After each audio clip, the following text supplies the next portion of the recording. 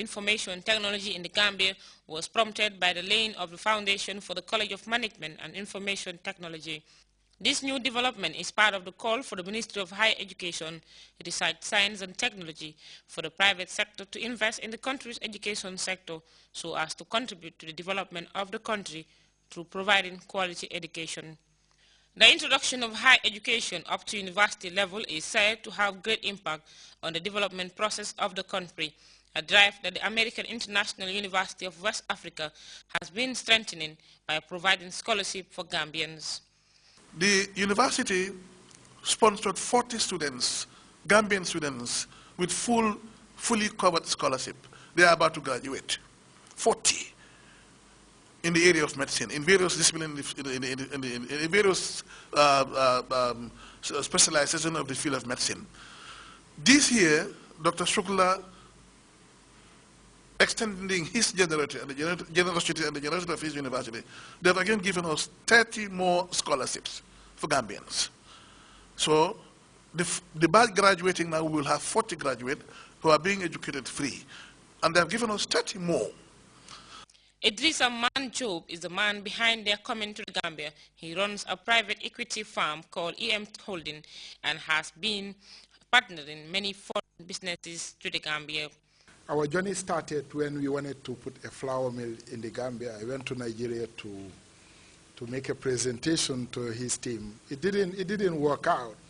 But then Rufai in the process became what I call a Gambia file, somebody that loves the Gambia. He kept coming, hoping that one day he'll find something to do. And we are very proud to be involved with this project together with the American International University. And in that, I want to now respond to the call that the government has been making to the local private sector. And the private sector, when it comes to education, it's not just for investment. As part of the visit, the officials of the AIU and CMIT were introduced to the programs and plans of the Ministry of Higher Education, Research, Science and Technology in a view of gaining support from partners for the effective implementation of projects. After a thorough presentation, the officials of the AIU and CMIT expressed their commitment to support as well as point out key areas that the ministry could consider. One of the things which was presented today was the Kanilai Institute of Science and Technology. Let me put it briefly. We want to see it succeed. We want to empower that. We want to empower the students because ultimately it's going to benefit the country. American International University and CMIT, through CMIT, can provide lecturers who are giving can provide teaching facilities, can provide lecturers and professional teachers. Educational tourism is one of the highest earner of tourism revenue. Educational tourism. There are countries outside of Africa whose revenue from tourism, 70% of it comes from educational tourism, because they are only educational states.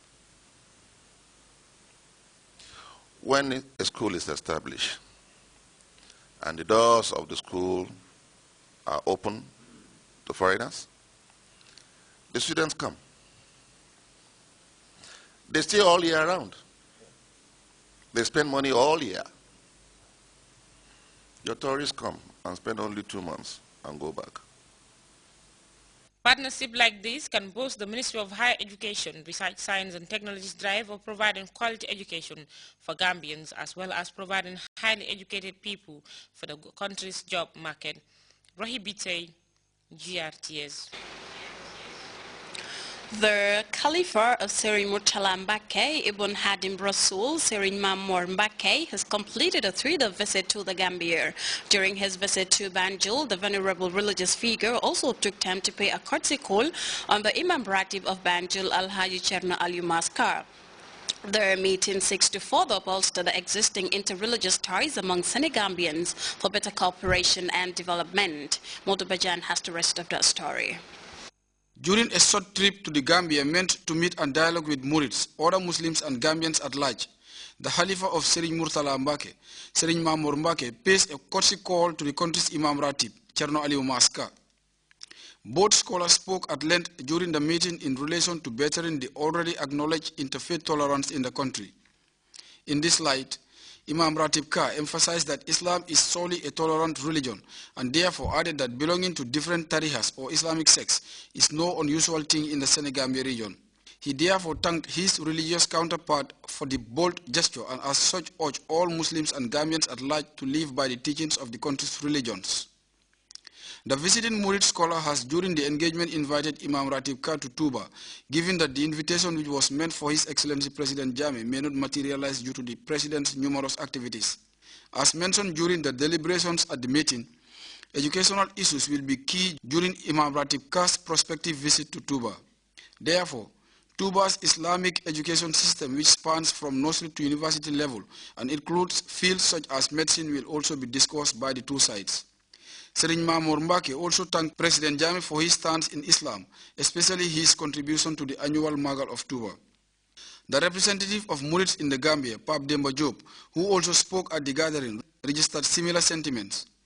He further reaffirmed that this courtesy call by a high-profile Murid figure to the country's Imam Ratib, a member of the Tijaniya Brotherhood, speaks volumes in relation to the cooperation required in smoothing religious coexistence. In as much as this visit by Serigne Mamour Mbake is concerned, it did not come by chance, as it is an order to continue what is in place by his late father, Serigne Murtala Mbake, whom until his demise in 2004 had visited the Gambia and many countries around the globe, therein setting up settlements called Ker Serigne Touba, meaning Serigne Touba's house. This, as stated by Murid officials, has no separate purpose from that of the Marabout's visit, which seeks only to further forge closer ties among Murids, other Muslims and all Gambians by extension, regardless of their faith and religious stance. Done at a time when interfaith violence is a burning issue elsewhere around the globe, Serigne Mamour Mbake's visit to Imam Ratib Alhaji Aliou Maska may solely improve the already established ties between the sister countries of the Gambia and Senegal. Modou Badiane, Grts News. Well, time now to take our first break. We'll be right back.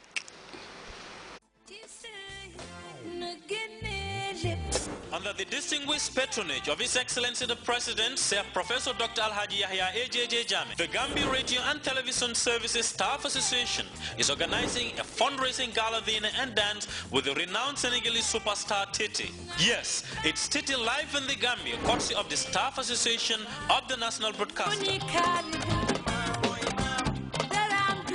Friday, May 23rd, 2014 is the mega gala dinner at the Penchimi Hall, Paradise Suites Hotel, commencing at 8 p.m.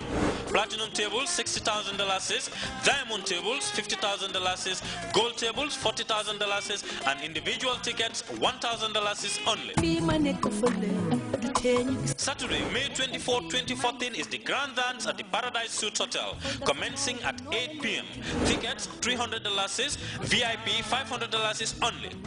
Surprise Gambian artists will also perform on both events. Support the Gambia Radio and Television Service Staff Association to ensure enhanced service delivery and make GRTS a world-class national broadcaster and pace setter in the sub-region. Titi live in the Gambia, courtesy of the GRTS Staff Association. Welcome back. And the overnight news beyond our borders. Rival groups in South Sudan's long-running conflict have agreed to a ceasefire deal. The agreement seeks to bring a peaceful end to 5 months of ethnic fighting in the country. This is the first time President Salva Kiir is meeting face-to-face with his former vice president and bitter political rival Riek Machar. We have details in this report. Sudanese President Salva Kiir and rebel commander Riek Machar have signed a ceasefire agreement after coming under growing international pressure to end 5 months of bloody ethnic fighting. Friday's deal was made in the Ethiopian capital Addis Ababa. It was the first time the two men had met face-to-face since violence erupted in December. The truce was to take place within 24 hours. Both sides agreed to disengage their forces.